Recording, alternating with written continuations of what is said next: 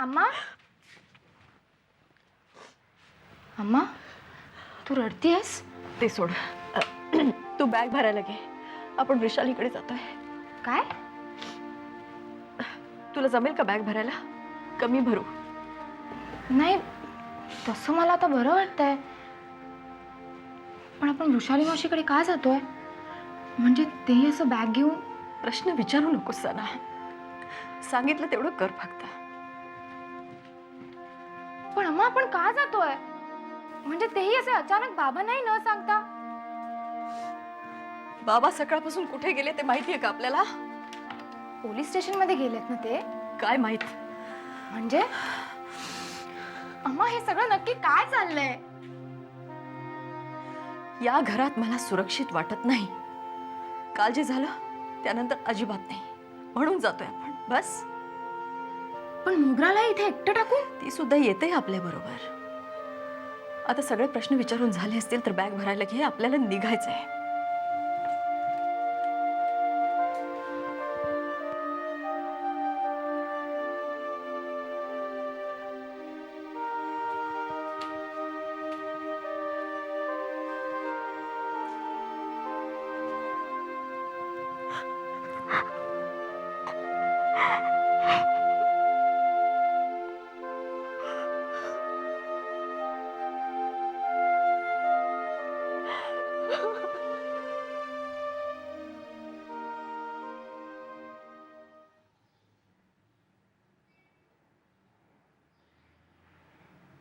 हिला क्षणाक्षणाला मोठं होताना पाहिलंय मी,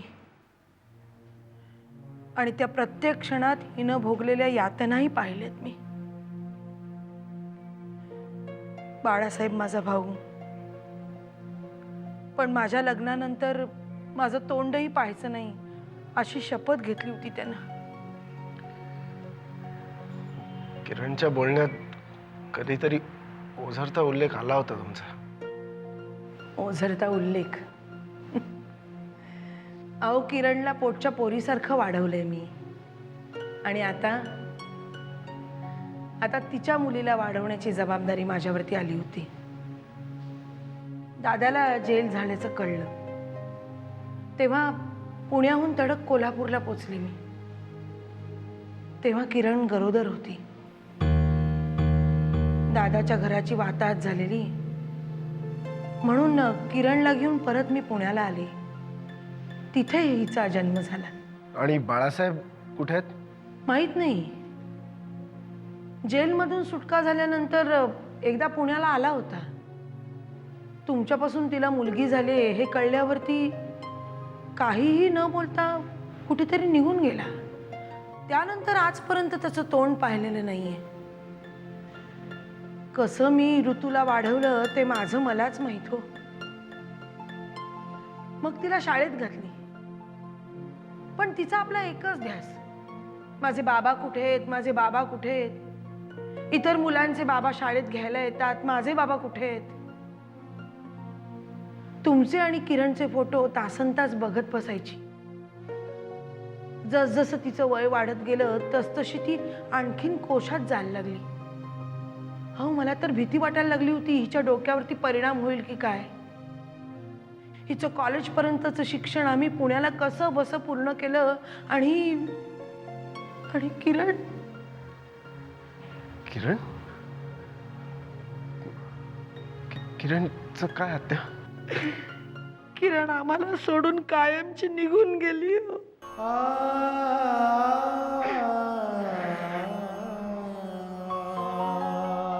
म्हणजे तोपर्यंत किरण जिवंत होती? जिवंत कुठे होती, श्वास घेत होती फक्त. आणि एक दिवस अचानक श्वास घ्यायची बंद झाली, एवढंच.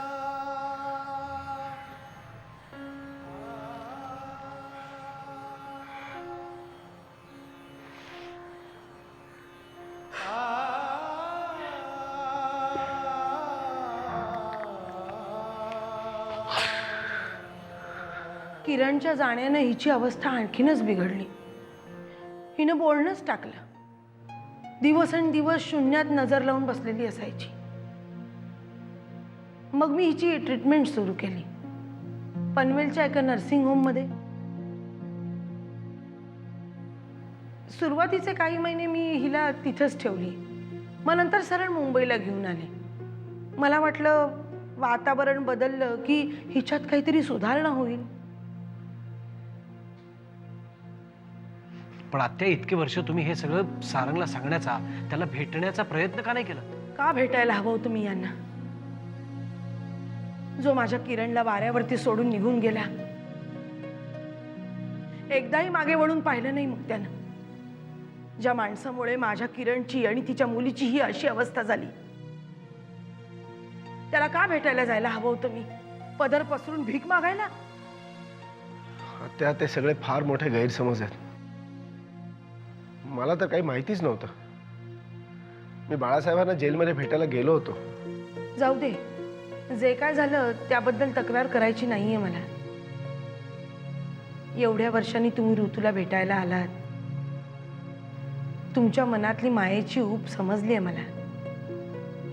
पण तुम्हाला आम्ही इथं असल्याचं कसं कळलं? ती एक फार मोठी कथा आहे. बरं, मला एक सांगा, तुमच्याबरोबर आणखी कोणी माणूस असतो का? माणूस? कोण माणूस? काळा सावळा गावरान माणूस. आम्ही एकदा आधी सुद्धा येऊन गेलो तो इकडे, तेव्हा होता तो इकडे. नाही नाही, आमच्या बरोबर कोणी नाही राहत. पण हो, काही दिवसापूर्वी ऋतूला एक माणूस भेटला होता बाजारात. तो म्हणाला की मी तुला भेट घालून देतो तुझ्या बाबांची. पण मी काय त्याला पाहिला नाही. मी सांगितलं सुद्धा ऋतूला की तू त्याच्या नादाला लागू नकोस. कोण कुठला होता तो देव जाणे.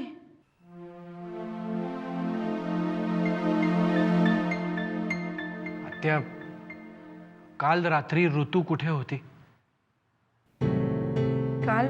काल रात्री काल रात्री ऋतू कुठे होती? काल रात्री घरीच होती.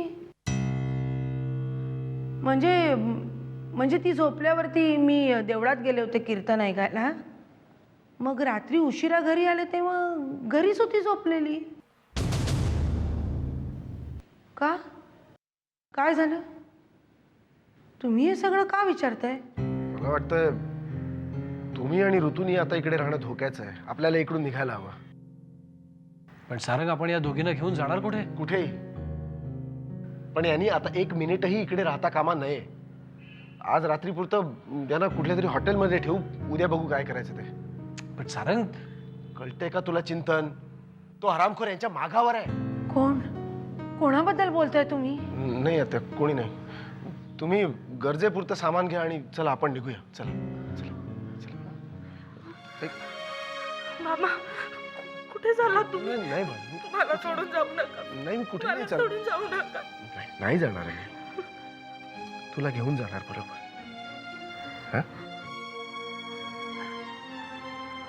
तुला घेऊन जाणार. आले आले.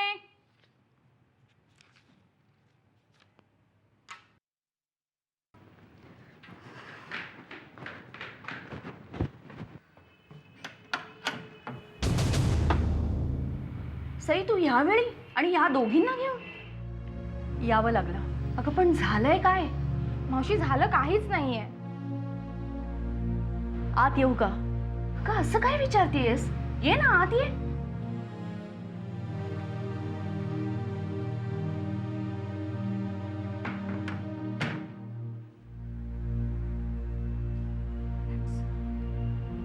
उर्वी, या दोघींना घेऊन रूम मध्ये जा. त्या आज इथेच थांबणार आहेत. ओके? ही सांग मोगरा.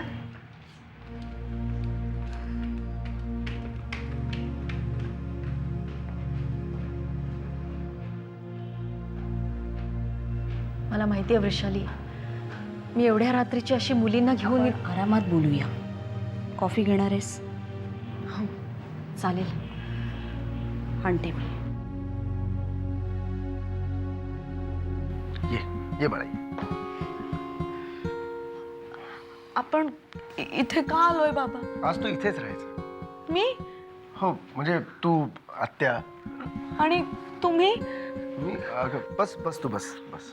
आत्या, तुम्हाला इथे कुठलीच काळजी करायचं काहीही कारण नाही. हं? नाही, पण मला काही कळत नाही अहो की एवढा सगळा खटाटोप कशासाठी. आम्ही त्या छोट्याशा घरात बरे होतो की.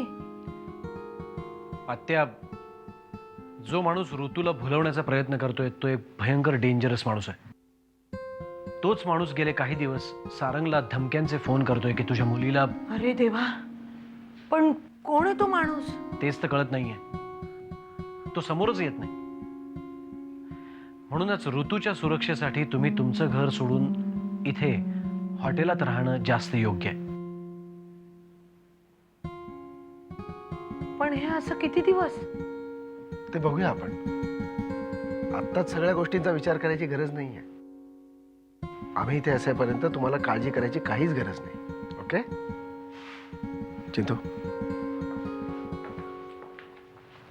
अरे मला जरा घरी जाऊन यायला हवं.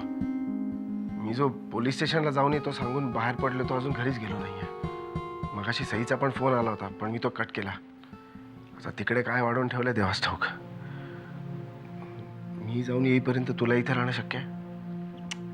तू जाऊन ये रे, मी आहे इथे, काळजी करू नको. थँक्स यार. Please don't say it. पण तू घरी गेलास तर परत कसा येशील? सई विचारेल तुला. बघतो, काहीतरी कारण काढून येईन मी. इतक्या दिवसात एक कळलंय, ऐन वेळेस कारणं सुचतात.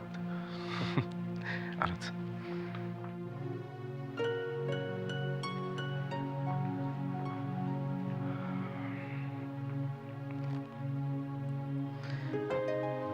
आत्या, मी जरा जाऊन येतो. मला एक महत्वाचं काम. कुठे चाललात तुम्ही? तुम्ही तुम्ही मला सांगितलं होतं मला सोडून नाही जाणार. मी एक महत्वाचं काम आहे ते करू. तुम्ही नाही जायचं बाबा. इतकी वर्ष लागली तुम्हाला शोधायला बाबा. आता तुम्ही नका जाऊ. तुम्ही अगं असं काय करतेस? ते कामाला निघाले. नाही, तुम्ही नाही जायचं बाबा. तुम्ही नाही जायचं बाबा. आई गेली ती आलीच नाही हो परत. बाबा तुम्ही नका ना जाऊ. बाबा नका ना जाऊ तुम्ही. नाही, मी तुम्ही तुला नका नाही, जाऊ. सोडून नाही जाते. सोडून नाही जाते बाळा. नाही सोडून जाते. कुठे जाणार मी सोडून? तुझ्या करता सगळं सोडून मी इथपर्यंत आलो ना. आलो ना. हं?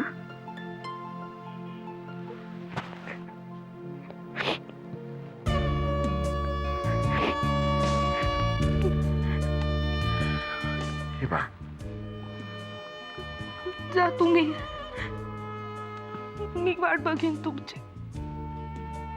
तुम्ही याल ना पण. येईन ना मी बाळा.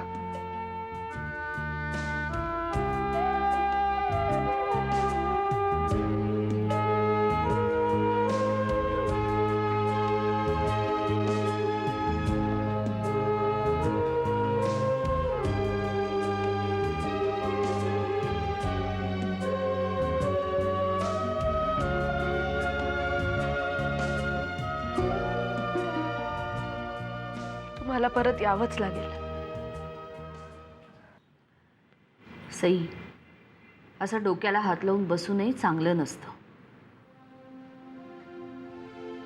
आता आणखी काय वाईट व्हायचं राहिलंय माझं?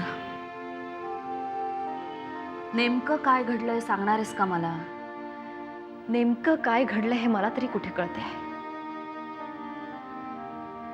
20 वर्ष ज्याच्याबरोबर आपण संसार केला तो खरा सारंग की त्याच्याही पलीकडे जाऊन त्याचं एक वेगळं रूप आहे जे मला कधी माहीतच नव्हतं. 20 वर्ष मुखवटा चढवून तो आपल्यात वावरत होता. आता तो मुखवटा हळूहळू गळून पडतोय. लग्नाआधी सारंग काय होतं हे मला तरी कुठे माहिती आहे. तेव्हा किती ओळखत होते मी त्याला. आंधळेपणाने त्याच्यावर विश्वास ठेवला आणि आता. सई प्लीज कोड्यात बोलू नकोस. नेमकं काय घडलंय ना तेवढंच सांग. मला तुझे अंदाज नको आहेत, फक्त फॅक्ट्स हव्यात प्लीज. मी घरातनं निघाले त्याच्या आधीच सारंग पोलीस स्टेशनला गेला होता. मग तो अजून आलाच नाहीये. फोन केला होता, यायला उशीर होईल, काहीतरी काम आहे. आत्ता कसलं काम? मी विचारलं नाही, त्यांनी सांगितलं नाही. ओके ओके, तू एवढी अपसेट का होतीयस? कारण अजून एक फोन आला होता, कोणाचा? त्याच माणसाचा जो नेहमी फोन करतो. आता काय म्हणणं आहे त्याचं? वृषाली, तो सांगत होता सारंगने कुणाचा तरी खून केलाय. व्हॉट? आदर्श नगरमध्ये कुणाचा तरी खून झालाय. पेपरात हे आलं होतं. तो खून म्हणे सारंगने केलाय. आणि तू त्या माणसाच्या बरळण्यावर विश्वास ठेवलास? ठेवला नसता, ठेवावा लागला. आता काही वेळापूर्वी आमच्या घरी पुन्हा पोलीस आले होते. कुणीतरी वेगळाच इन्स्पेक्टर होता. त्याला आमच्या घरी घडलेल्या रामायणाची काहीच कल्पना नव्हती. तो वेगळ्याच कारणासाठी आला होता, सारंगच्या चौकशीसाठी. सारंगची चौकशी? ज्या माणसाचा खून झालाय त्याच्या खिशात सारंगचं कार्ड होतं, ते त्याला सापडलं. वैशाली, खरंच सारंगने कोणाचा तरी खून, आणि आता तो मला आणि सानाला. मला त्या घरात अजिबात सुरक्षित वाटत नव्हतं, म्हणून मी माझ्या मुलींना घेऊन तडक इथे आले. नाही सई, माझ्या मनाला नाही पटत हे. सारंग आणि खून कसं शक्य आहे ग? हा काहीतरी नक्कीच मोठा घोटाळा आहे. मला एक सांग सई, अगं 20 वर्ष प्रेमाचं आणि मायेचं असं खोटं नाटक कोण करू शकेल ग? आणि असं करून सारंगला काय मिळणार आहे?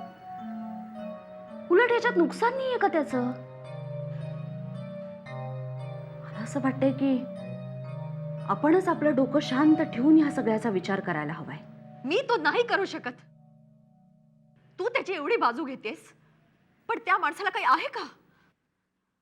अशा वेळी त्याला माझ्या आणि सनाच्या जवळ राहावंसं नाही वाटत. तो गेला,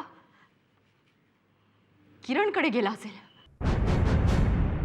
तिच्यासाठी करत असेल तो हे सगळं. नाहीतर इतकी वर्ष तिची पत्र का जपून ठेवली त्यांनी? मला तर वाटतं ना वृषाली, एक दिवस ती दोघं मला आणि सनाला. Sai please. I don't know Vrushali, मला वेळ लागेल का? मला सांभाळ, मला वेडवायचं नाहीये. सई प्लीज. असे भयानक विचार येतात माझ्या डोक्यात. सई शांत हो ग, आपण बघूया ना काय करायचं ते. कसं शांत? रिलॅक्स, मला कल्पना आहे, तू जरा शांत हो. रिलॅक्स.